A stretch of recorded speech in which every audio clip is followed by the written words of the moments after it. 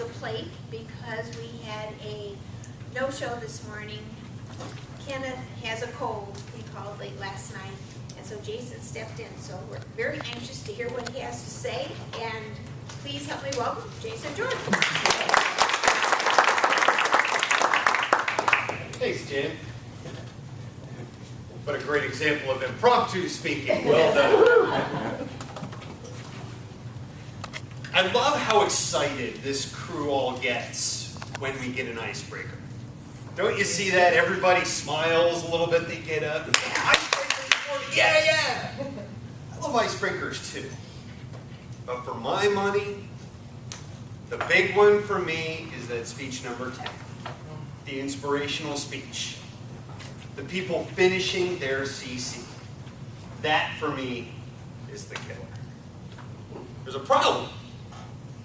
The ratio of icebreakers to speech number 10 is, I'd say, about 10 to 1, maybe 20 to 1, maybe even more.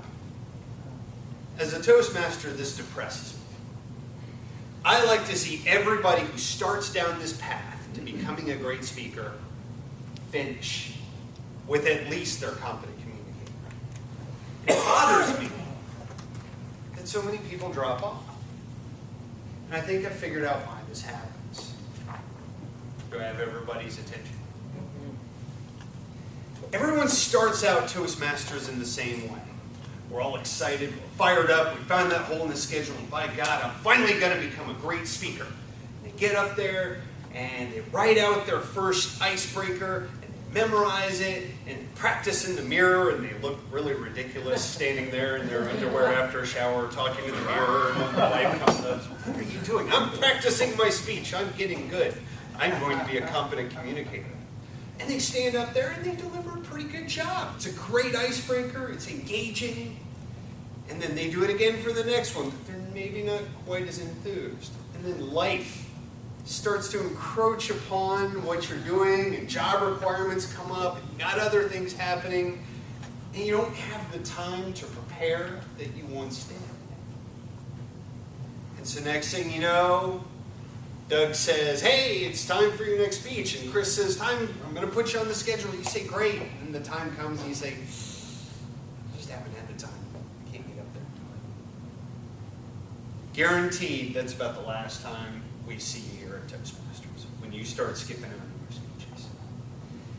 And that's the problem, is that people are trying to memorize and deliver a well-practiced speech every time.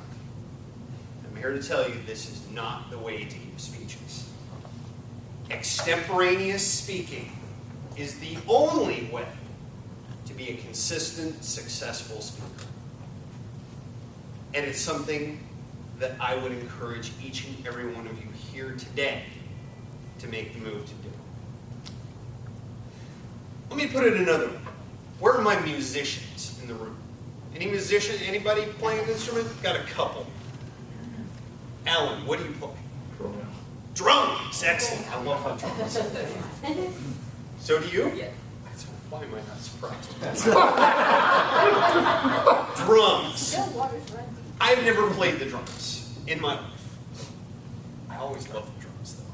Let me ask you this. If you and I sat down and we had 3 weeks to prepare, do you think that I could learn one song? Do you think that if you showed me exactly where it hit and I rehearsed it and practiced over and over again, that I could learn one song pretty darn well with a month of constant practice? As long as I'm at least reasonably coordinated, right? I can play it out.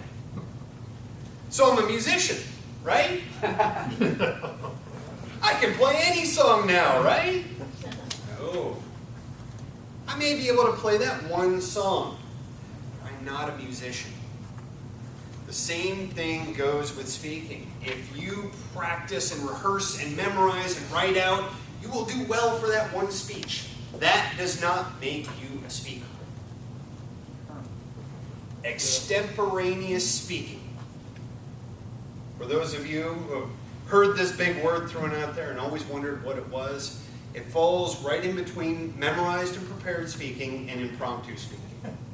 You have at least some idea of where you're going and how you're going to get there, some level of preparation, but it's not practiced, it's not rehearsed. You have a framework, and then you get up here and you go. That is extemporaneous speaking. So why should you do it? Well, of course, much less preparation time. It's much easier to do.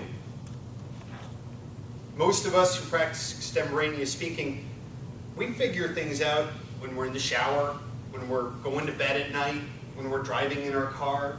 This is when we come up with our speeches.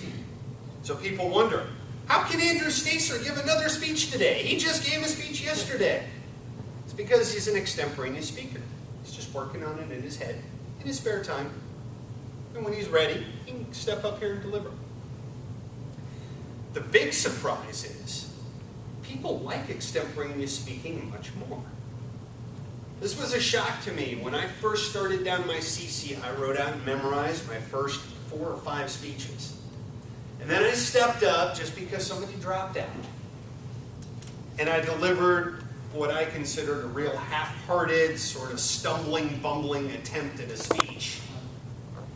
And overwhelmingly, on the evaluations that I received, the #1 report was, this was your best speech so far. So you got me kidding. Some people went so far as to say, very well prepared and rehearsed. And so I thought, maybe I'm onto something. And so each subsequent speech, I rehearsed a little less. Until there was nothing. And each time people said, this is better. So, how do you do an extemporaneous speech? This is the lesson for those of you still writing and memorizing. You start with one idea, one point. Come up with anything that you feel strongly about. You take that one small point, because you have 5 to 7 minutes. It better be very tight and very clear. Take that one tiny point, develop a story around it. Then you come up with a few supporting ideas, maybe 1 or 2, and then a drawn-out conclusion. And you have that framework, that outline written out, and then you step up here and do it. And you know what? You're going to be bad. I'm telling you right now, it'll be uncomfortable, it'll be horrible, you'll be bad, but keep practicing. Keep practicing this style. Because let me tell you, by the end of 10 speeches, you won't just be a competent communicator. You'll be a speaker.